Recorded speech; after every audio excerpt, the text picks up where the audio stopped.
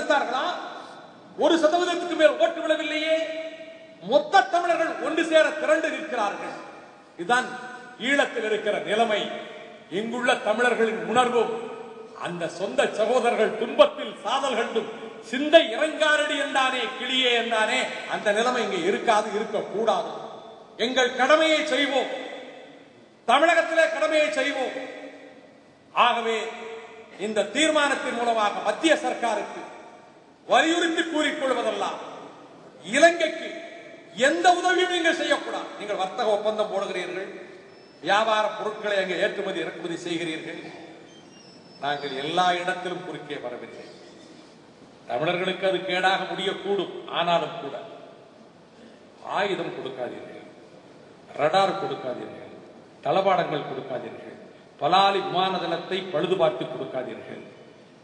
கொடுத்தால் என்ன ஆயிற்று, யார் என்ன செய்ய முடியும் என்று நினைக்காதீர்கள். இங்கே இருக்கிற இளைஞர்கள் வைகோவை போல அமைதியாக இருக்க மாட்டார்கள், நெடுமாறனை போல அமைதியாக இருக்க மாட்டார்கள், வீரமணியை போல அமைதியாக இருக்க மாட்டார்கள். காலத்தின் எச்சரிக்கை, உலகம் பூராவிலும் ஏற்படக்கூடிய உணர்வு, மக்கள் போர்க்குழு கூப்பிடு தொலைவிலே தான் இருக்கிறது ஆந்திரத்திலே. அது சமூக பொருளாதார காரணங்களினாலே விடுத்தது. அவர்களை விட மார்ஷியல் ரேஸ் தமிழ்ஸ், அவர்கள் போர்க்குணம் மிக்கவர்கள்.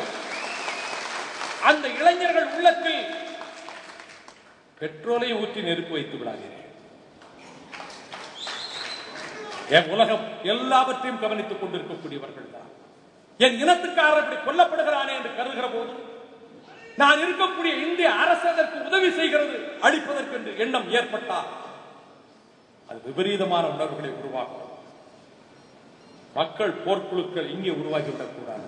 நான் வன்முறையாளன் அல்ல, வன்முறையின் மீது பற்றும் காதலும் கொண்டவன் அல்ல.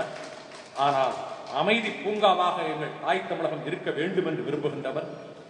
அதே நேரத்தில் பாலஸ்தீனத்துக்காக பாரிலே குரல் கொடுக்கிறார்களே, கொசோவாக்காக குரல் கொடுக்கிறார்களே, மதத்தின் பெயரால் குரல் கொடுக்கிறார்களே, எங்கள் இனத்துக்காரன் சாகிற போது அவனுக்காக குரல் கொடுக்க மாட்டோமா?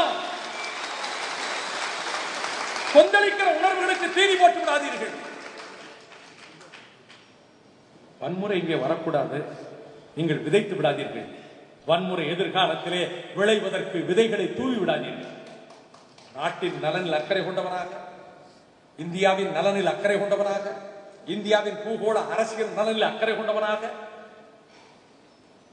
மனித இதயங்களின் நாடி துடிப்பை உணர்ந்தவனாக இந்த கருத்தை நாங்கள் எடுத்து வைக்கின்றோம். தீவிர உணர்வுகள் எப்படி வளரும்? லட்சம் பேர் வேண்டாமே, 10 லட்சம் பேர் வேண்டாமே, எண்ணி 1000 பேர் 5000 பேர் உருவாகிவிட்டால் அதற்கு பிறகு நீங்கள் என்ன செய்வீர்கள்? அலைகடலிலே நீங்கள் சுவர் எழுப்பி விடுவீர்களா? சமுத்திரத்திலே சுவர் கட்டுவீர்களா? காஷ்மீரத்திலே கட்ட முடியவில்லையே, பாகிஸ்தானிலே கட்ட முடியவில்லையே, கடலிலே கட்டி விடுவீர்களா? இந்த ஒவ்வொரு வார்த்தை யோசித்து பாருங்கள். எதிர்கால பாரதூர விளைவுகள் ஏற்பட்டுவிடக் கூடாது. எச்சரிக்க வேண்டியது எங்கள் கடமை. அபாய அறிவிப்பல்ல, நல்ல எண்ணத்தில் நல்ல நோக்கத்தில் தவறான பாதையில் இந்திய அரசு அடியெடுத்து வைத்துவிடக் கூடாது. மக்களால் தேர்ந்தெடுக்கப்பட்ட அரசு, இந்த அரசை நாங்கள் மதிக்கிறோம். இந்த அரசு டாக்டர் மன்மோகன் சிங் அரசுக்கு எங்களை பொறுத்தமட்டிலே, மறுமலர்ச்சி திராவிட முன்னேற்ற கழகத்தை பொறுத்தமட்டிலே நாங்கள் நிபந்தனையின்றி முழு பக்கபலமாக ஆதரவாக நாங்கள் இருக்கிறோம். சேது கால்வாய் திட்டத்தை தந்த அரசு, செந்தமிழுக்கு செம்மொழி பட்டம் சூட்டிய அரசு, தமிழர்களால் உருவாக்கப்பட்ட அரசு, 40 நாடாளுமன்ற உறுப்பினர்களால் உருவாக்கப்பட்ட அரசு. ஆகவேதான் தமிழ் குலத்துக்கு கேடு செய்கிற காரியங்களிலே ஈடுபட்டு விடக் கூடாதே என்கின்ற நல்ல எண்ணத்திலே இந்த கருத்துக்களை வைக்கின்றோம். ஆகவே நடப்பதெல்லாம் நன்மைக்கே என்ற உணர்வு, நாளை நடப்பது நல்லதாகவே நடக்கும் என்ற உணர்வு. அதே வேளையில் ஒரு நாட்டில் ஒரு இனம் தனிநாடாக இருப்பதா இல்லையா என்பதை தீர்மானிக்க வேண்டியவர்கள் அங்கிருக்கிற மக்கள் தானே தவிர நாம் அல்ல.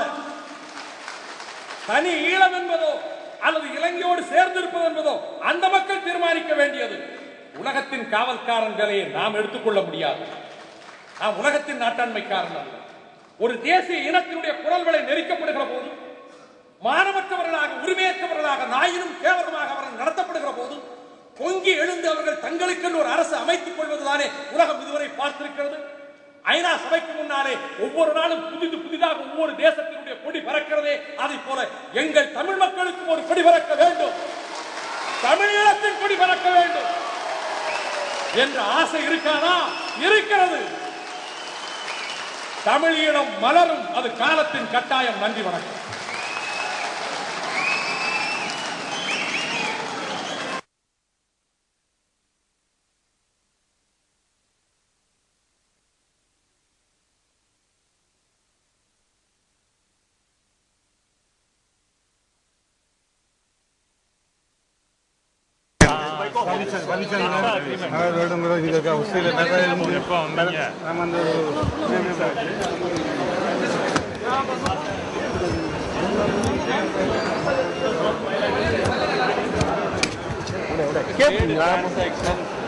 have been taking place.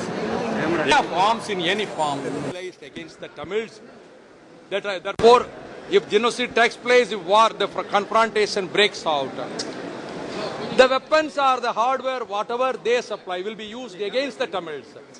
Therefore, that will be a historical blunder. Therefore, we have made this request. We have passed a resolution requesting the union government not to render any such assistance in that form. Yeah, do you foresee the kind of IPKF fiasco? No. I don't foresee any IPKF fiasco. Such things will never happen. That is beyond imagination. Okay. If there is a military confrontation in the country, and you've always been saying that the Indian government has been pulled into the peace process. No. What is your opinion? Norway initiated the peace process. So the Indian government should assist the peace talks and peace process initiated by Norway. Norway should lead the role. And Sri Lanka government cunningly, treacherously is trying to put India in the forefront, pushing aside Norway. It is a game plan. We should not fall into the trap. This is what I have stated.